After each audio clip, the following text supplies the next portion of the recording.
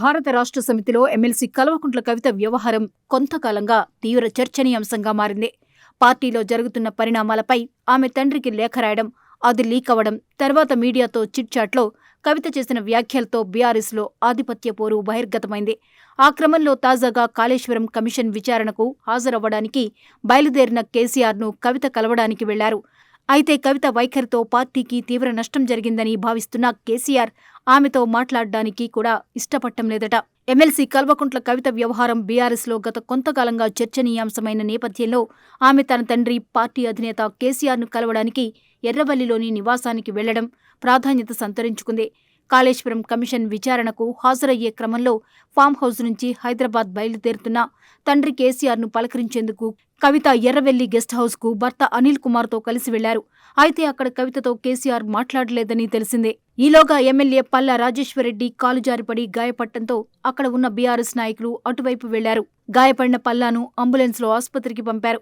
ఇదే సమయంలో బయటకు వచ్చిన కేసీఆర్ గది వెలుపల ఉన్న కుమార్తెను పలకరించకుండా నేరుగా వాహనమెక్కి బీఆర్కే భవన్కు వెళ్లిపోయినట్లు తెలుస్తోంది.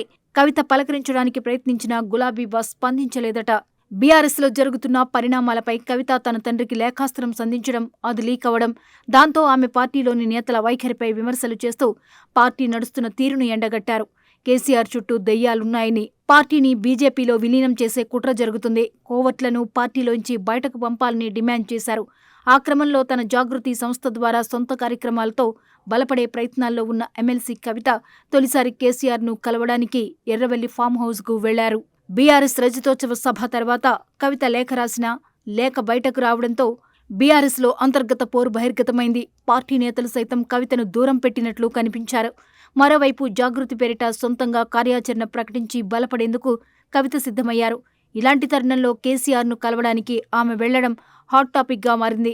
అధికారం పోయాక కేసీఆర్ కుటుంబంలో విభేదాలు పతాక స్థాయికి చేరాయని, పార్టీలో కేసీఆర్ వారసత్వం కోసం ఆధిపత్య పోరు స్టార్ట్ అయిందని బీఆర్ఎస్ నేతల్లో చర్చ జరుగుతోంది. ప్రత్యేకించి అన్నా చెల్లెళ్ల మధ్య పూడ్చలేనంత అగాధం ఏర్పడిందన్న టాక్ పొలిటికల్ సర్కిల్స్లో వినిపిస్తోంది. తనకు పార్టీలో సరైన ఆదరణ లభించడం లేదని భావించే కవిత ఇటీవల తండ్రికి లేఖ రాశారంటున్నారు.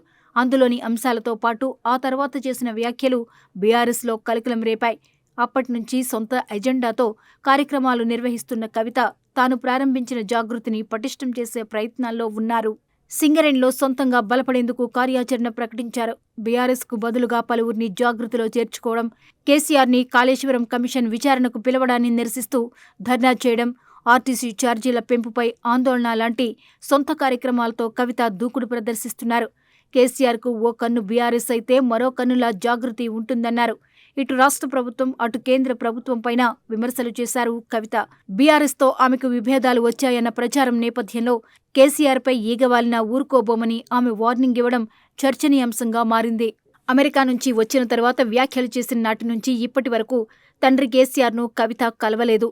కూతుర్ని కలవమని కేసీఆర్ కూడా చెప్పలేదనేది టాక్. ఈ క్రమంలో కాళేశ్వరం కమిషన్ విచారణకు కేసీఆర్ హాజరయ్యే సందర్భంలో కేసీఆర్ ఫామ్ హౌస్కు కవిత వెళ్లారు. అయితే అక్కడ జరిగిన పరిణామాలపై పెద్ద చర్చ నడుస్తోందట. ఫామ్ హౌస్కు వెళ్లిన కవిత తండ్రితో మాట్లాడడానికి ప్రయత్నాలేవీ ఫలించలేదనేది చర్చ. కేసీఆర్ రెస్ట్ తీసుకునే మొదటి అంతస్తు వరకు వెళ్లినా కూతుర్ని ఆయన పలకరించలేదట. మాజీ ఎంపీ సంతోష్తో కలిసి పైనుంచి లిఫ్ట్లో వచ్చిన కేసీఆర్ కూతురు వైపు కన్నెత్తి కూడా చూడలేదట. ఫామ్ హౌస్లో జరిగిన పరిణామాలు గమనిస్తే కవిత పార్టీని, ఫ్యామిలీని చాలా డ్యామేజ్ చేసిందన్న భావన కేసీఆర్లో ఉన్నట్టు అంచనా వేస్తున్నారు విశ్లేషకులు.